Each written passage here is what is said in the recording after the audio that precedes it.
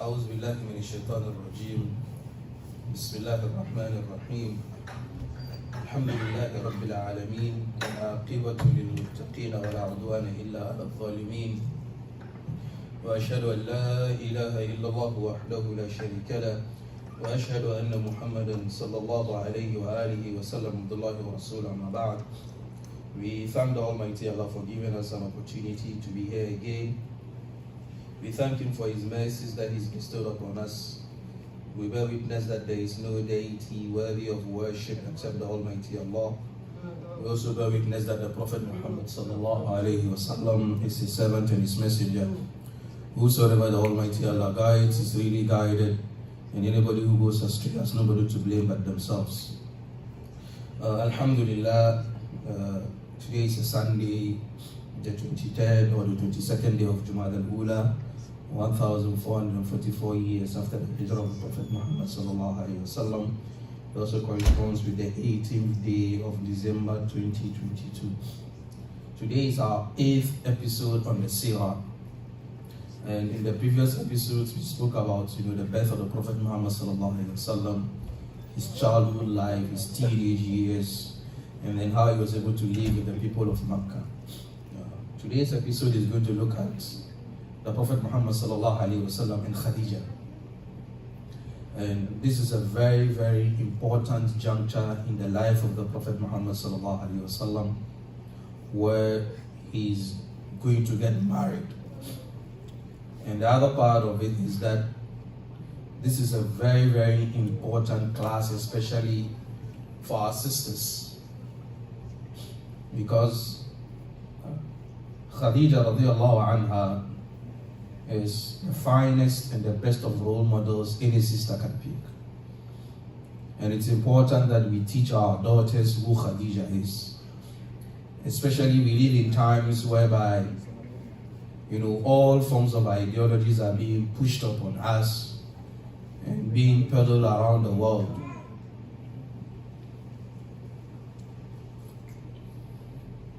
So it's important that we also tell our story, because we live in times whereby the people that are being held as role models are the people who in fact should be pushed aside. Because we've got to an age whereby if you want to be famous, you just strip naked on TikTok and Snapchat, and then you become famous. So we've got to a point whereby sexuality is now the order of the day. So people can just become millionaires by just throwing away their morality. And it's affecting us. And it's eating into our homes. Because there is the access of the internet, and there's everything there on the internet. And it's very scary that you live with your own kids in the house, but then you don't know what they are about. So it's important we discuss these things. And the Almighty Allah, when He was sending to us the Prophet Muhammad sallallahu alaihi wasallam as a role model to guide us in our day-to-day activities, He gave with Him people that are also role models for us to copy. People like His wives and then His daughters. So today we are going to look at Khadija radiallahu anha. Maybe we'll look at her for a couple of weeks, maybe 2 weeks. Because we'll look at Khadija in general, and then we'll look at Khadija and then this ideology of women empowerment and what it means. What does it mean? The other point is that some Muslim women, they pick Khadija as a role model, but then their point of view with Khadija is different. For example, Khadija is a businesswoman, Khadija employs men, Khadija is so and so. So they only look at just one side of Khadija, where Khadija is a businesswoman and that's it. So she is copying Khadija, she wants to be a businesswoman, and then she doesn't care about the rest of what the Sharia says and how Khadija lived her life. So we're going to look at Khadija as this feminine movement or feminist movement that is eating us up. Whether Islam is a feminist religion, sometimes you mean, I'm a Muslim feminist and stuff like that. What is all that? What does it mean?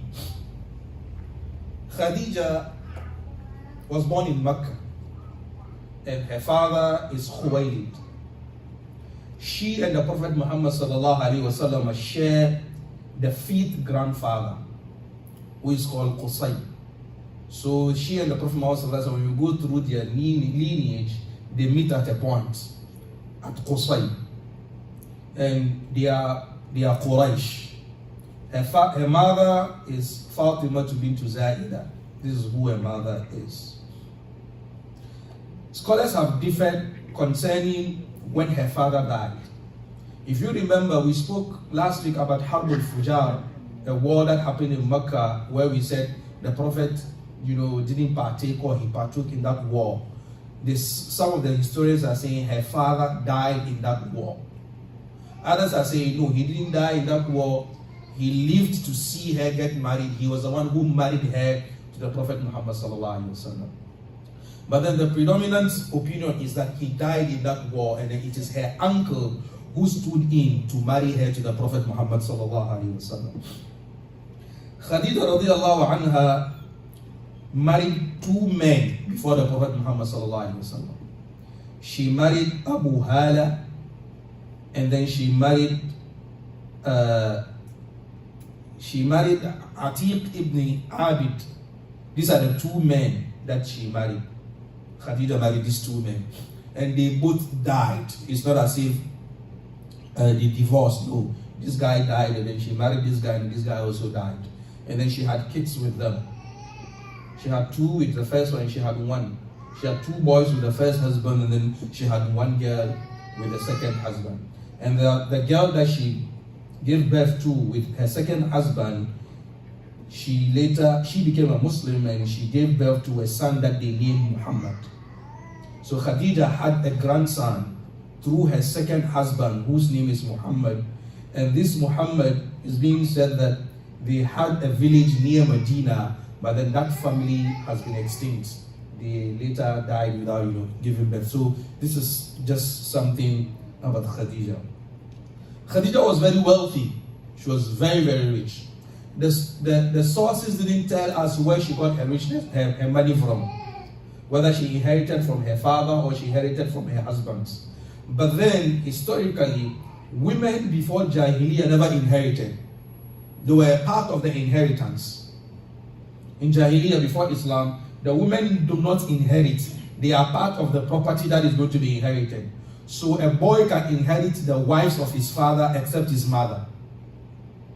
And the sisters, they are left to their fate until Islam came in, and then it changed that women are not part of the estate, but they themselves are going to inherit some of the property. But then I was not able to get to or to read or come across any information that talked about how Khadija got her wealth. It just says that she was a very rich woman. And then her business was booming to the extent that she had agents who went on travels for her. It is not as if that when we say Khadija is a businesswoman, she was the one boarding the trains and riding the camels and then the horses to go around the markets. No. She had the money, she was the serious entrepreneur, and then she had people who she hired to join caravans to go to different parts of the Arabian Peninsula, and sometimes outside Arabian Peninsula to do business on her part. And then she gave them good commissions. So people were always willing to join Khadija's caravan. So it's like you're working for a company that they pay you $100 an hour. You don't want to live there. You always be there. And Khadija was paying them good money. And then they'll go and do the business. They'll come. She would cheat them. Some of them have their own ways, but then she was paying them good money. And then let's not forget, the Prophet Muhammad was in Mecca. He's in his early 20s. And even at that young age, the people of Mecca trusted him with their properties. They trusted him with their goats. He will send the goats to grazing, and then you bring the goats back intact. It doesn't like that one wolf has stolen a goat, not though he's the one who stole the goats to go and sell in the city of Mecca. So the people knew of his impeccable track record. Khadija heard about him. So she gave him the proposal to join her caravan, because this is a trustworthy man. Over the years, a young boy in his early 20s, people give him properties for safekeeping.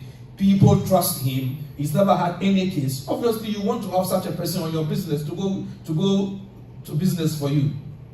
So she gave him the proposal. Young man, would you want to join my business carriage? I want you to lead a caravan for me to Syria. A lot of things happened on the way. When he was going, she gave him a boy called Maisara to be his assistant, to help him. When they went and they came back, he brought back profits that Khadija had never seen before. In all her business life, none of her agents has brought back money that was that huge in proportion. And none of her agents ever went back and then came with properties to sell in Makkah. For example, they go with things that the people of Makkah have to Syria or Sham and sell there. Or they go with money to go and buy goods. So it's like import and export. So nobody has ever brought back to Makkah for Khadija's business import products like Muhammad sallallahu alaihi wasallam. And nobody has brought back to her profits like Muhammad sallallahu alaihi wasallam. So she asked Maisara, what happened? How is this? And then Maisara told her a lot of things. He said on their way, no matter how hot the desert is, he realizes that there is a cloud that moves on top of Muhammad sallallahu alaihi wasallam. He doesn't break sweat. And then in the market, he never heard Muhammad shout or scream. In the market, he never heard Muhammad swear. In the market, he never heard him engage in any argument with anybody because of pricing. He just states his price, and then you state yours, and then he has a dialogue with you, a discussion with you. And then he never cheats. Maisara explained all these things to Muhammad. How quiet he was, how very vigilant he was, how very, very calculating he was, how very convincing he was in terms of when he's speaking to potential buyers or business partners. So people in the market were willing to trade more with Muhammad sallallahu alaihi wasallam than the other people, and people were willing to sell their products to Muhammad sallallahu alaihi wasallam more than the others. So his interpersonal relationship with people in the market brought him more profits. The way he dealt with people, the way he spoke with people, the way he had his dealings, there were no underhand dealings in there. And the people, obviously, if you know someone who won't cheat you, you take your business to the person. And it's very clear. There's another narration that I'm yet to authenticate that. So just keep it in the air. Which is the Prophet Muhammad sallallahu alaihi wasallam on their trip got to a place where he sat under a tree to rest. And then a monk, a Jewish monk or a Christian monk came out and then he said, that person sitting under that tree is going to be a prophet. And then he was asked why. He said, you see that tree? Nobody sits under that tree except that person is a prophet. So on the road to even on the trip for that business trip, there were signs of his prophethood sallallahu alaihi wasallam. So first of all, they come back to Mecca, and then Khadija asked, the other companions and other people that they went on to the trip with Muhammad sallallahu alaihi wasallam, because obviously if you are a businessman and an entrepreneur, and then you send someone out for business, and then the person brings you triple or double or quadruple of the profits that you normally make, obviously you want to know more about the person. So she went about asking, who is this young man? Oh, this is his name is Muhammad. His father is Abdullah. He died. His grandfather is Abdul Muttalib. His uncle is Abu Talib. And this is how he's been all his while. And she fell in love with him. She was 40 and he's 25. And she's in love with this young man and she doesn't know what she's going to do. So she called her sister or her friend called Nafisa to Bint Munya that this young man, this is what he has come with. But it's not about the business now. I think I love him. Because what I've heard about him, his lifestyle, the way he carries himself around, I think I have to marry this young man. Then Nafisa went to the Prophet Muhammad sallallahu alaihi wasallam. He said, Ya Muhammad, are you interested in getting married? He said, me. Why is the money to get married? Because it was not easy then to get married in Mecca. especially looking at his background, that he is an orphan, his father is not there, his grandfather is dead, his uncle Abu Talib is not a rich man, so he, Muhammad, had to fend for himself. So how is he going to get married? And Nafisa said, what if I find for you a beautiful, wealthy, strong, industrious woman? He said, me. How will I be able to take care of such a woman? Who is she? And then she said, Khadijah. He said, nah, Khadijah is beyond my league. Why? Because the great men of Makkah and the noble men of Makkah had knocked at the door of Khadijah. They want to marry her. And Khadijah had refused all of them. People who are chiefs in Makkah, people who are rich men in Makkah, have gone to seek Khadijah's hand, and Khadijah doesn't even look at them. How much more me? She said, don't worry, leave that to me. So she went back to Khadijah and told Khadijah that, yes, I've spoken to the young man and he's interested in marrying you.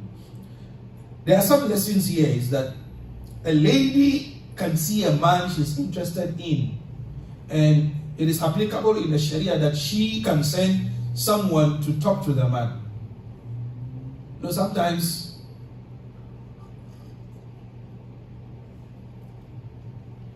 your daughter might see a man that she's interested in, and she wants to get married to that man. There's nothing wrong in the Sharia when she comes to tell you, Daddy, I've seen so and so, and I think that you'll be a good match for me. Please investigate for me.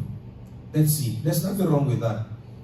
And then not scream and shout, hey, where did you learn this? No. It is a human thing, whether you like it or not.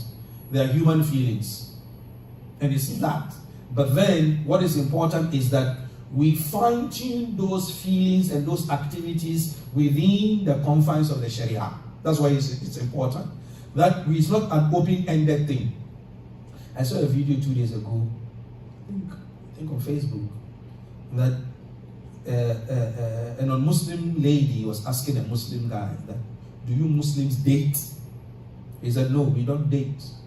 And she said, then how do you get married? He said, if I see you now and I'm interested in you, I go and see your father. And I speak to your father concerning you, that you should give me permission to speak to you. And she was like, whoa. Because that's crazy. For them, it doesn't make sense. If your father agrees, then I come and speak to you. That way, I don't soil your integrity in secret. She said, that's wonderful. So Khadijah, she spoke to her people concerning Muhammad sallallahu alaihi wasallam, that she's interested in this young man. Some of the narrations were that her father disagreed. And don't forget, in the beginning of today's class, we said there's a difference of opinion concerning who married her. Is it her father or is it her uncle? So some of the narrations that say is it her father who married her off disagreed. That no way, I'm not going to give my daughter to Yatim Abu Talib, to the orphan of Abu Talib. No way. She found her way around. She spoke to her father. She gave him food and everything. And then, she consoled him. And then she gave him wine. He drank and then he got drunk. And then in his drunken state, he agreed and then he married her off. So what they normally do at that time is that if a father marries off his daughter, he is dressed in a beautiful way. He's giving clothes and stuff like that. So when he came back to his senses, he saw clothes and stuff, and he was like, what happened? She said, oh, you married me off to Muhammad. He said, no way, I didn't do that. And then she told him, do you want people to say that you drank wine and then you got drunk and then you went out of your senses? So keep quiet and accept that you've married me off to Muhammad sallallahu alaihi wasallam. So this is the narration of the people who said that it was her father who married her, even though that's a weak narration. But the predominant view is that it is her uncle who married her off to the Prophet Muhammad sallallahu alaihi wasallam. And the Prophet's uncle, by name Hamza, he was the one who stood in for the Prophet Muhammad sallallahu alaihi wasallam to stand in for him as his wali, to marry Khadijah radiallahu anha. Khadijah gave birth to 6 of the 7 kids that the Prophet Muhammad sallallahu alaihi wasallam had. She gave birth to Qasim, and then she gave birth to the girls before Abdullah, who is the last of the 6 kids. And Fatima, there's just whether Fatima is the last or Abdullah is the last. But the two boys, All of them died in a young age. But the girls all grew up. They became Muslims and they even migrated to Medina with the Prophet Muhammad sallallahu alaihi wasallam. And all of them died in the life of the Prophet Muhammad sallallahu alaihi wasallam, except Fatima. Fatima is the only one who saw the death of her father. But the rest of the girls, Zainab, Kulthum, and Ruqayya, all of them died in Medina, and the Prophet Muhammad sallallahu alaihi wasallam buried them in Medina. But you know one funny thing? You go to Egypt today and there is the grave of Zainab there. I don't know how she passed through the earth and got to Egypt. You know, at some point in the history of the Muslim world, I wouldn't say Islam, I would say Muslim world, is that we created this grave worship of saints, and it became serious business. Imam Hussein was killed in Karbala, but you go to Al-Qahira, Cairo today, there is a grave of Hussein in Al-Qahira. It became business. So you realize that if one big sheikh dies, and then if care is not taken, his grave, we start building some things on the grave, some marbles, some beautiful tiling and stuff, and then we make a room, and even the room has fans in there, and then people, in terms of saying KHADIJAH, we go there and we pay before we enter. You see those videos, sometimes the monies are so plenty that they cannot pick them with hand, they have to bring brooms to sweep the money, to collect the money. So these 4 kids, or 4 daughters of the Prophet Muhammad sallallahu alaihi wasallam, all of them accepted Islam. It's only one of them saw the death of the Prophet Muhammad sallallahu alaihi wasallam, which is Fatima. And Fatima, she died 6 months after the death of the Prophet Muhammad sallallahu alaihi wasallam.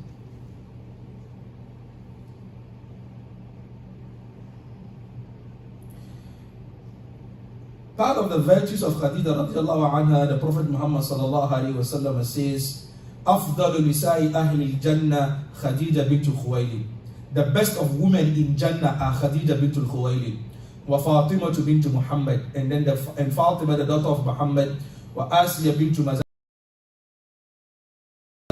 and then Maryam ibn Imran, and Maryam, the mother of Jesus, are the best women in Jannah. In another narration, the Prophet Muhammad sallallahu alaihi wasallam says, "Khayru nisa'iha Maryam bint Imran." The best of women in her time is Maryam bint Imran, and the best of women in her time is Khadija bint KHUWAILID radiyallahu anha. There's one beautiful hadith about Khadija radiyallahu anha that anytime I read the hadith, wallahi, it strikes me. Let's give you an example, but let's use an analogy. You're here, and then the chairman of the 2 holy mosques, Sudais, gives you a call. Assalamu alaikum, alaykum salam. This is Imam Sudais. Like, are you sure you are Imam Sudais? Say, yes, I'm Imam Sudais. I don't believe it. Say, okay, I'll call you video call. He calls you a video call, and then you see it is Sudais, and Sudais says, I just called to say Assalamu alaikum to you. How will you feel? You feel good. You feel great. Because at least we know the position he sits on. He's the Imam al-Haramain. He's the chairman of the committee of the 2 Masjid in Makkah and Masjid in Medina. He's the chairman. He's in charge of the 2 mosques. And I don't think the Almighty Allah will bring an evil person to be in charge of the 2 mosques. No. So we have that in mind, that yes, we believe Sudais is a good man, with Almighty Allah grant him more health and grant him more success. And Sudais calls you. Of course you'll be happy. What if the Almighty Allah himself says Assalamu alaikum to you? One day, the Prophet Muhammad sallallahu alaihi wasallam was sitting, the hadith of Abu Hurairah radiallahu anhu, and Jibreel came to him. And Jibreel said, Ya Rasulullah, Khadija is coming in right now. She has a bowl with her. There's either food or drink in there. When she comes, tell her that the Almighty Allah is saying Salaam Alaikum to her. You know, that's the end. That's the end. There is nothing above this, that the Almighty Allah is saying Salaam Alaikum to you.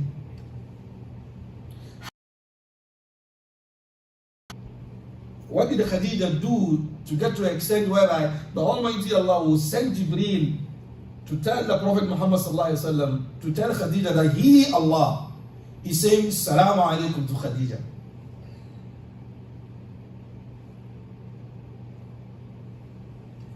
Khadija did a lot. The next hadith will explain to us some of the things that she did. Aisha,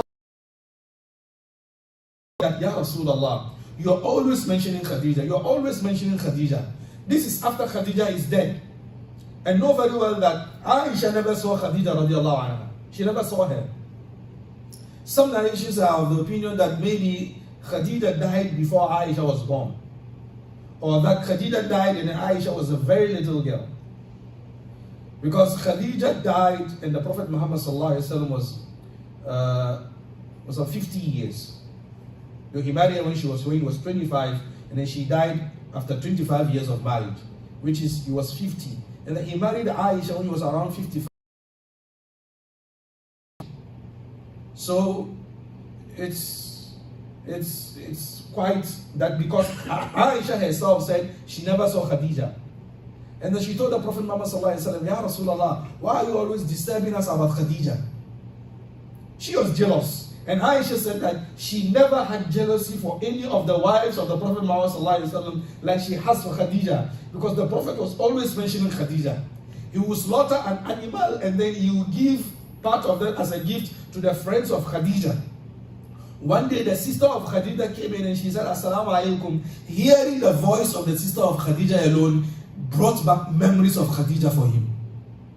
So Aisha was like, Ya Rasulullah, the Almighty Allah has given you someone better. She was referring to herself.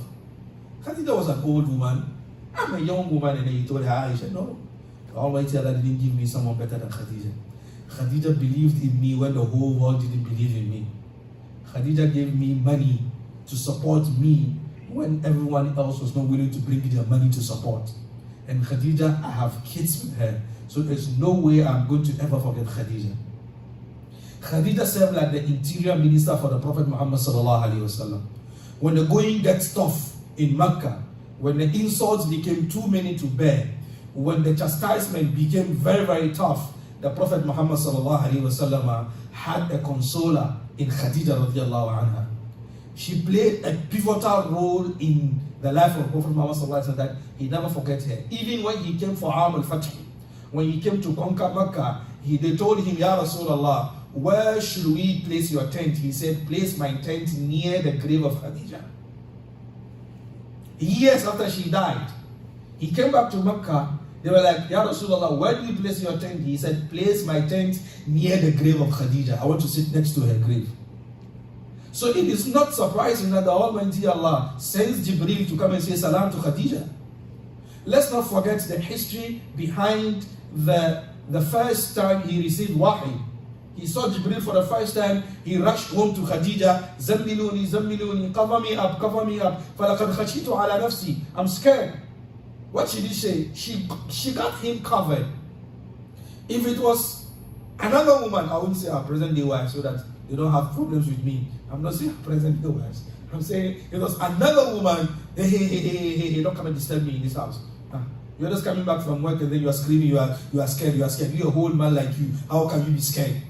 You drove in your car to come and then you open the door and then you are shivering like this. What's wrong with you? Please, I have a lot of my hand. I'm even on the Zoom meeting or I've even finished taking care of the kids and it will be a whole ball game together. Even your fright and your fear will even vanish straight away. Straight away.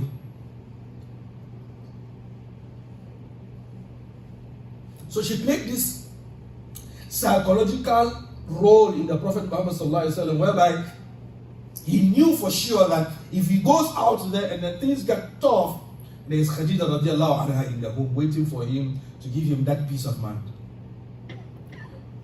When he saw Jibreel for the first time, Khadija radiallahu anha spoke some words to the Prophet Muhammad sallallahu alaihi wasallam. She said, Kalla wallahi la ma yukhzika Allahu abada. The Almighty Allah will never disgrace you or disappoint you. Innaka latasilu rahim. You always strengthen your kinship ties. A woman, a wife, who is encouraging her husband to strengthen his kinship ties. Some of our wives, she wants you for herself alone. Wahdaha la sharika laha. All alone. Nothing to do with your parents, nothing to do with your brothers, nothing to do with your sisters, nothing to do with anybody. She wants to have access to you and you alone. And then she go to all forms of length to cut you off from your family. Wallahi, be very careful. Stand on your feet. And it's so painful that sometimes you find some men, putting their wives ahead of their own mothers. It happens. Let me tell you something. If your mother didn't give birth to you, that woman will not even see you to say she loves you. And at the end of the day, there is nobody who cares about you more than your mother. That's a fact. Understand that. The love that your wife has for you is of mutual benefit. One day, the love is going to finish. It can finish. Sometimes the love is no longer there. She's only living with you because you are paying the bills and then you are taking care of her. So she's just there for accommodation. But your mother, no, it's unconditional. No matter how hard things go, no matter how bad things turn, she's always there. That is why the scholars say there's nothing like you having ex-mother. There's nothing like ex-mother. But you always have ex-wives. You always have former wives. But former mother, there's nothing like that. So Khadija was trying to console the Prophet Muhammad sallallahu alaihi wasallam that you're not going crazy, you're not going mad. No. Don't take it that way. The Almighty Allah will not disgrace you because you have these qualities. And as a wife, you need to let your husband understand that he has some qualities that are good qualities that will help him to start on his feet. So as we speak about these things, it is important that we let our daughters understand these things. It's very, very important. She said, وَتَحْمِلُ الْكَلْ. You will help the weakling. وَتُكْسِبُ الْمَعْدُومِ. You will help the poor. وَتُقْرِي الضَّيْفِ. You always honor the visitor. وَتُعِينُ عَلَى نَوَاهِبِ الْحَقِّ. You are always there to help the truth. This is the condition that the Prophet Muhammad found himself in. And Khadija spoke these beautiful and kind words for the Prophet Muhammad. Inshallah, we'll get to there when we speak about how the wahy started. But then we cannot speak about it. We can't keep quiet about it when we are speaking about Khadija and then the role Khadija played. Khadija opened her house for the teaching of the new Muslims. Her home was a school for the sisters. Same way that Al-Arqam ibn Abil Arqam was a class for the males. Khadija supported people with her money. People who were being evicted from their homes because they became Muslims, Khadija was there to support them and give them money. Khadija did all this without lifting her shoulders and then raising her nose above others as if she's better than them. No. She was very humble. She was very nice. She was very good to people. This created a very strong bond between Khadija and the Prophet Muhammad ﷺ, that it got to a point whereby he never married any other woman with her. She was his only wife for the time that she was his wife. And this is a response to people who said that the Prophet Muhammad ﷺ was a womanizer. Because if you read Orientalists and some Western historians or authors, that was the point. He married a lot of women. He married 9 women. Let's use an analogy here. A young boy of 25 years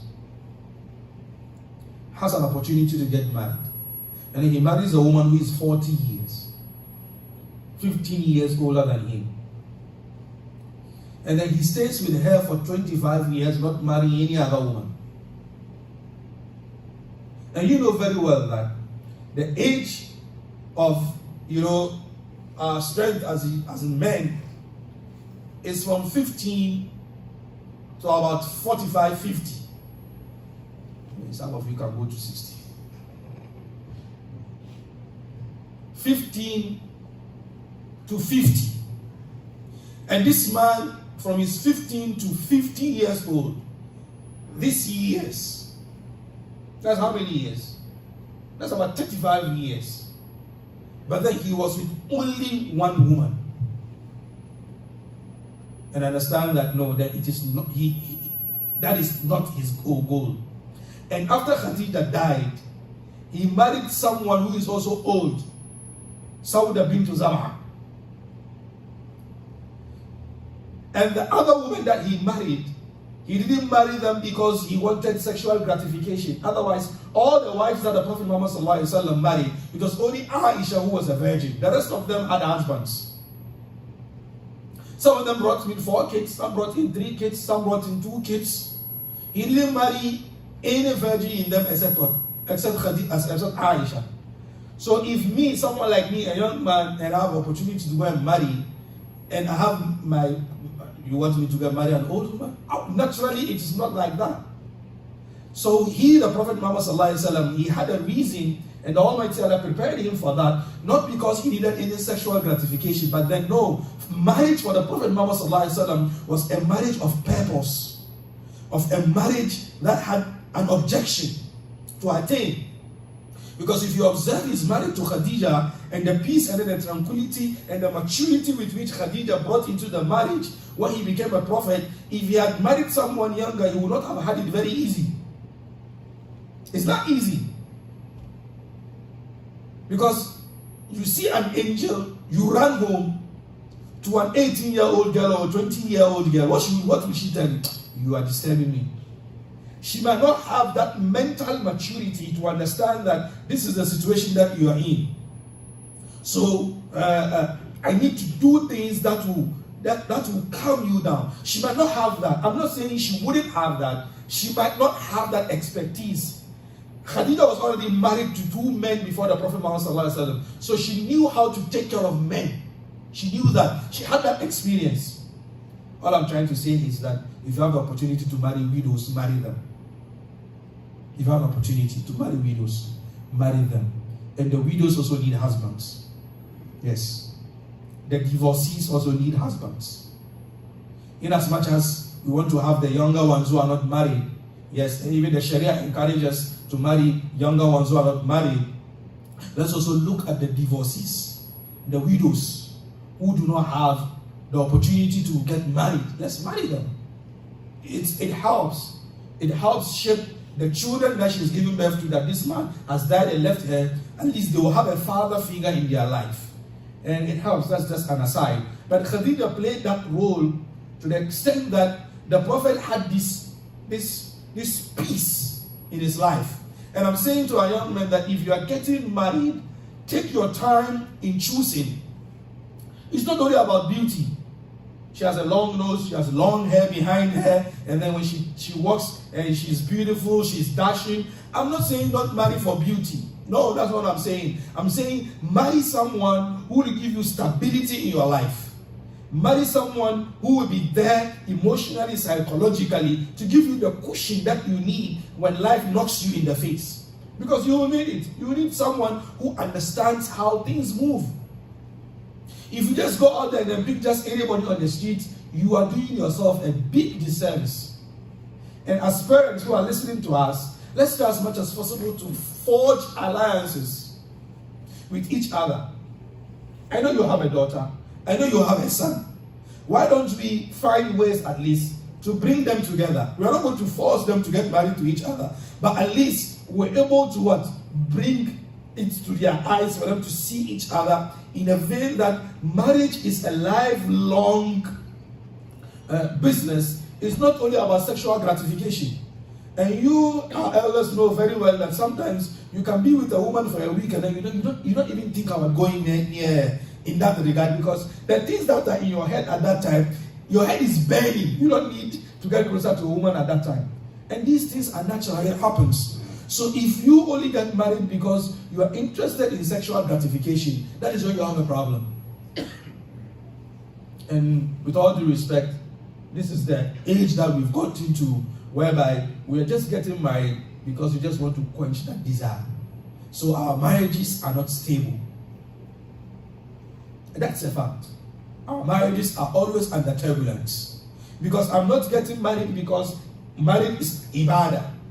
I'm not getting married because I'm getting married not because marriage is ibadah. No, I'm getting married because, yes, I've seen this young, beautiful girl. With all due respect, I just want to have my way with her. So the moment we get married and then I just get what I want, after some time, if I'm having troubles with her, I'm quick in divorce.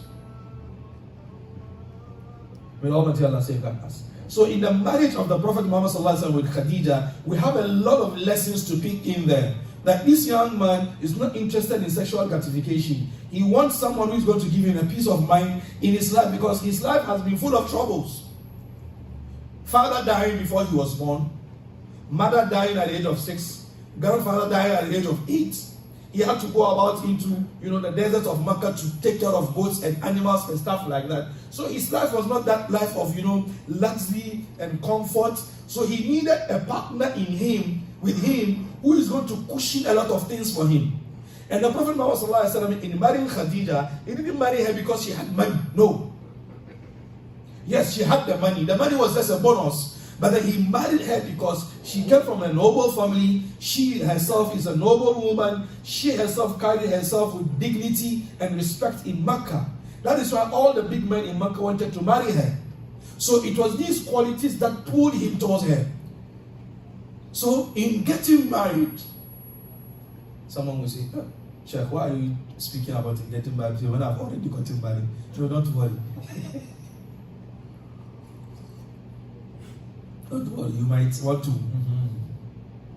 The sisters don't want to hear that, so I won't say it. These advices are good for us. We have sons, we have daughters. We need to really understand the importance of marriage and then how we are going to find, spouses for both sides. Especially in this world that it's very, very, disturbing.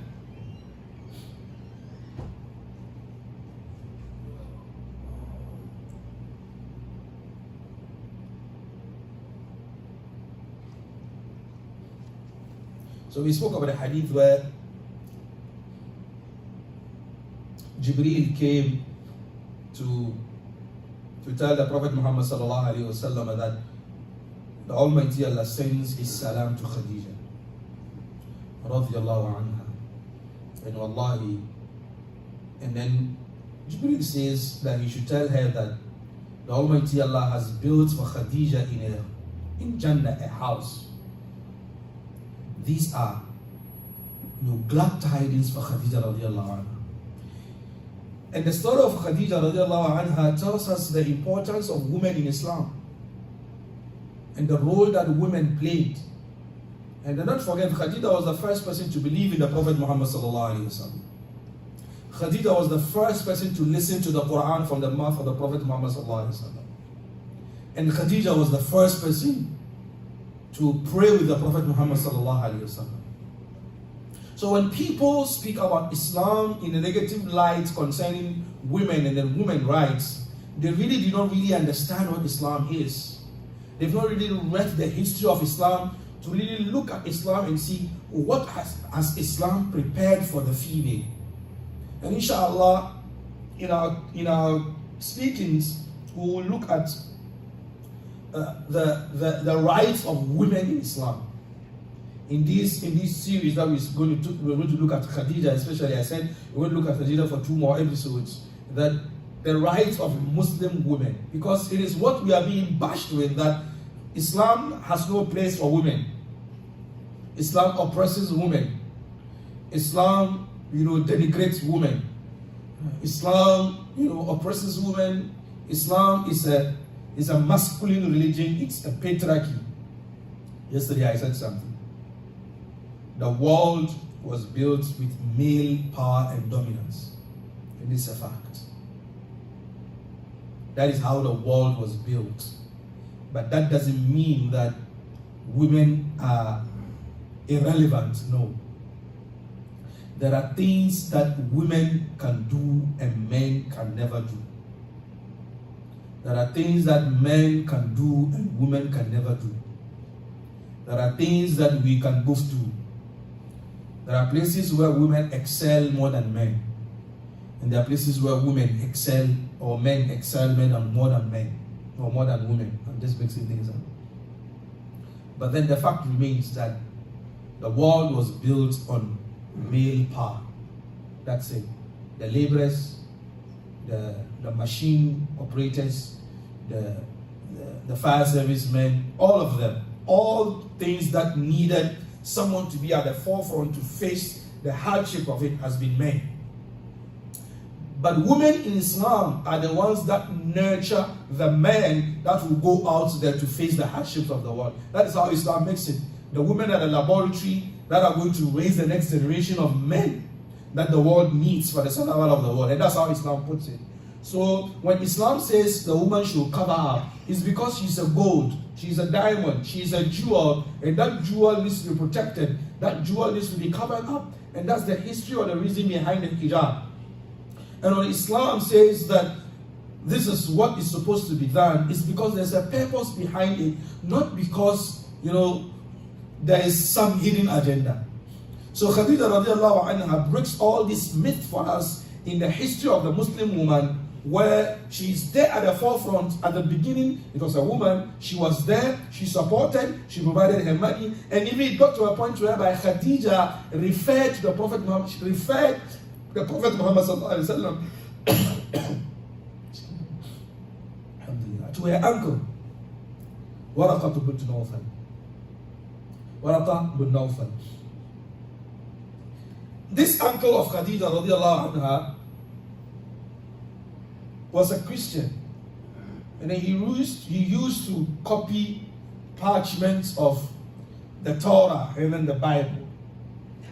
So when the Prophet Muhammad sallallahu alaihi wasallam came to Khadija and told Khadija that I've seen something, this is what I've seen, she took him to her. She took the Prophet Muhammad sallallahu alaihi wasallam to her uncle Waraqah for him to ask him questions concerning what he has seen. So in having a wife, she should also be someone who is, has the foresight to find solutions to your problem. That is why it's important you really take care who you're getting married to. For us, the men, in Islam, the bunch of the activities of the family, the bunch of, taking care of the family is on our necks. So that is why we need women who are with us, who are going to give us the peace of mind for us to be able to maneuver the family's ship through those waters. So if you have someone who is going to give you a problem, then you are not going to get things easy. So Khadija, in her foresight, realized that no, I have a cousin who is well versed in religious matters. Let me send the Prophet Muhammad sallallahu alaihi wasallam to him so that he has this discussion with him, so that at least what he has seen that has frightened him, what he has seen that is disturbing him, he will give him solutions to help him to get out of the trouble. These are some of the roles that Khadija played. We can never ever read the history of Islam without bringing in Khadija. It's never possible. We can never ever speak about Islam without Khadija. She was there. She accepted Islam before even Abu Bakr Siddiq radiallahu anhu accepted Islam. She's there. And the Prophet Muhammad sallallahu alaihi wasallam says in another narration that كَمُلَ مِنَ الرِّجَالِ كَثِيرٌ. A lot of men have attained, perfection. But then there are 4 women who have attained perfection.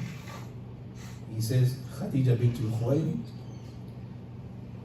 وآسية بنت مزاحم, ومريم بنت عمران, وفاطمة بنت محمد. These 4 women. In Islam, speaking about the rights of women, understood that women are the 50% share of the community. If we, the men, are the right hand of the community, they are the left hand. And the right hand washes the left hand, and the left hand washes the right hand. The Prophet Muhammad sallallahu alaihi wasallam, in some of his last hadiths, or even in his khutbah, last khutbah, he spoke about the rights of women. Istawsu bin nisa'i khayra. That live with good with women. In as much as we're speaking about what we expect the women to do in terms of KHADIJAH radiallahu anha, we won't forget to also speak to the men about how to relate with our wives.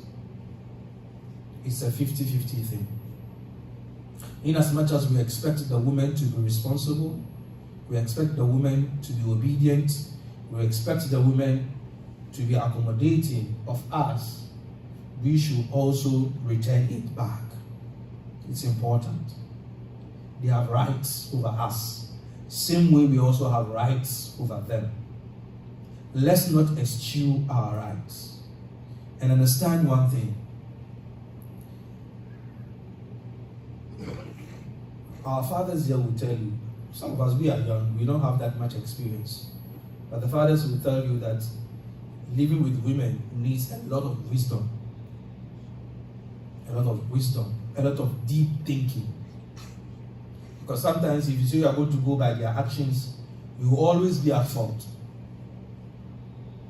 And understand one thing, so long as you are a husband to a woman, you are the last most respectful person in her life.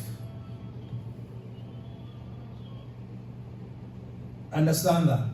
And it's not that she intentionally does it. No. The Hausa people have, a proverb that they say, Ido wakarina. That's the eye. Who do you disrespect the most? He says, the one that I always see all the time. So, because you've lived with her all this while, she has gotten used to you. Now you look like a brother to her or her son.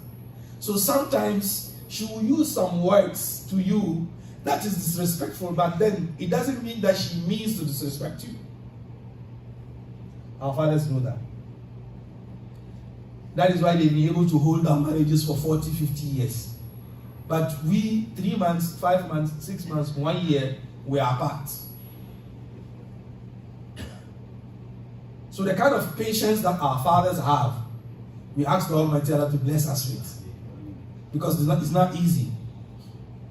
Living with one woman for 50 years, 60 years. And then you look, there's these young girls going about and these old men who close their eyes, they would look. It's not easy because they understood that living with another person needs a lot of sacrifice. And that is why in Islam, the Almighty Allah placed divorce in our hands and not theirs. Because if divorce was in their hands, they would divorce us every day 3,000 times. But the Almighty Allah placed it in our hands. Because understand that men are logic and women are emotional.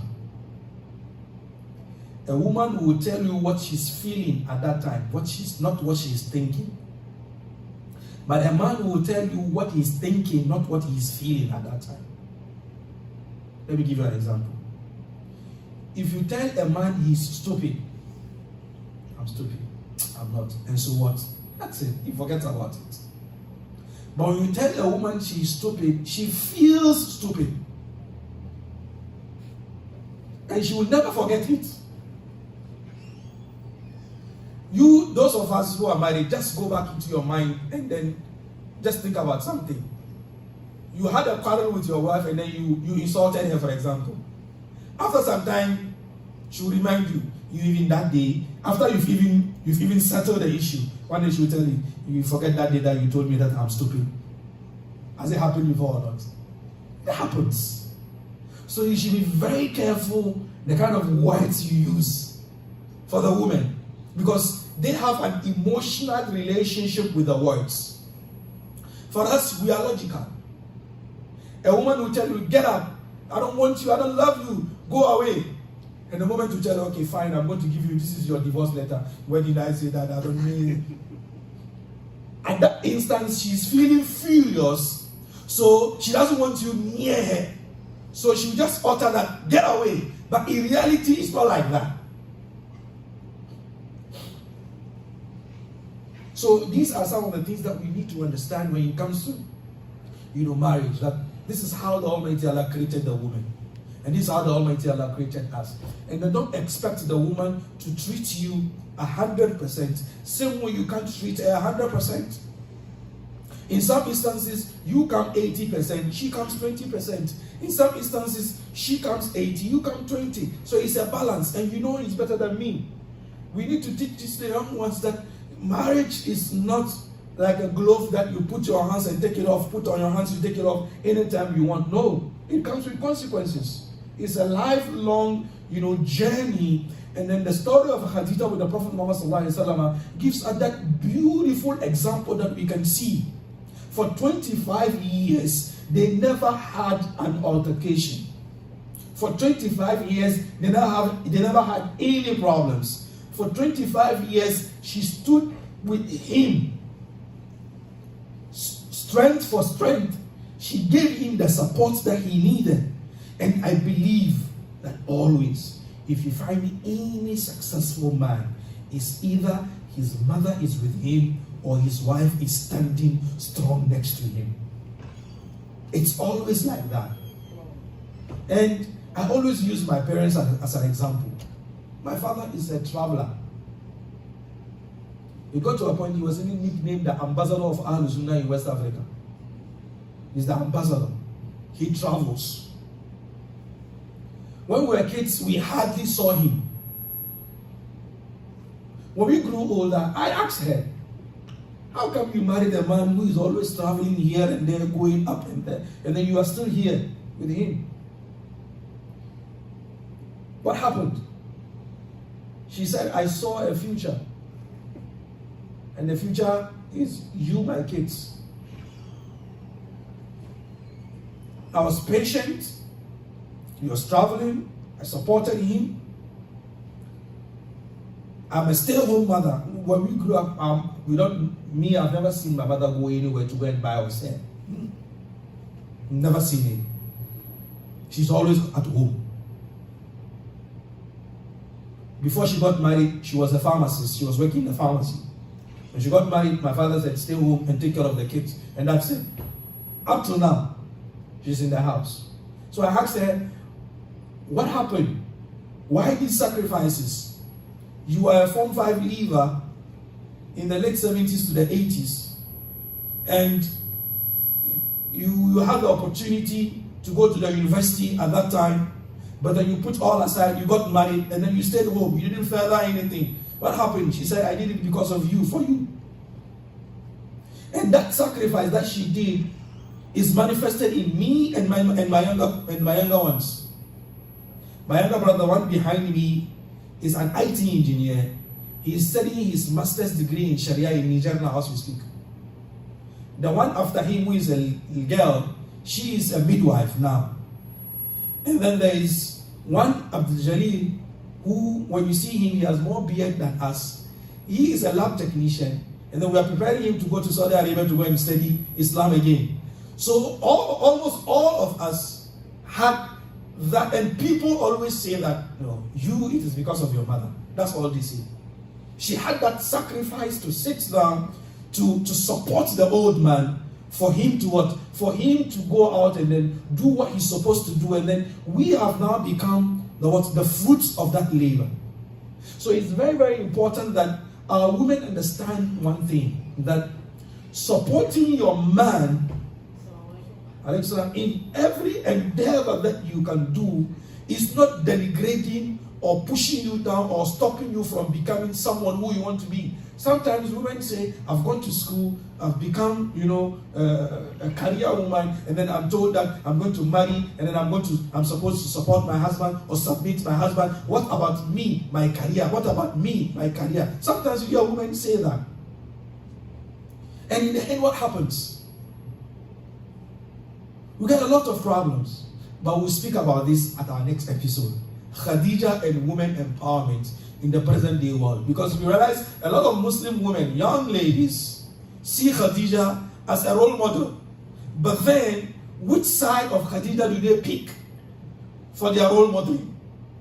Yes, you have a lot of them. Khadijah is my role model. Khadijah is a businesswoman. Khadijah employed a lot of men. And even the Prophet Muhammad was an employee and stuff like that. So women must be allowed to do business and stuff like that and go like that. And then she forgot that Khadijah radiallahu anha also supported the deen. And Khadijah radiallahu anha was a pillar behind the Prophet Muhammad sallallahu alayhi wasallam. That long after her death, the Prophet Muhammad sallallahu alayhi wasallam never forgot Khadijah. So in the present world that we live in, how do we blend this development that we have now in terms of women empowerment and then the primary role of the woman in Islam, where Islam says, وَقَرْنَ فِي بُيُوتِكُنَّ, the woman should stay home. That's the primary role that Islam has given to the woman. The nurturing of the next generation of young Muslims who are coming up. As compared to vis-a-vis that we need Muslim female doctors, we need Muslim female stuff like that. How do we blend that in this present world? Because it's not easy. It's not easy. It's quite difficult. So, what is Khadijah's role in our lives as young females that are coming up, and how well is Khadijah's, place, or how her role modeling? Because I've seen a lot of Muslim ladies on social media say, Khadijah is my role model, but then you realize that no, Khadijah is far away from where she is. It's just the name that Khadijah is my role model. So what does it really mean to say that Khadijah is my role model? Inshallah, next week we'll look at that. And Islam and issues like feminism and stuff like that, because it's something we need to discuss. Because it's something that is eating us. وآخر دعوانا الحمد لله رب العالمين والسلام عليكم.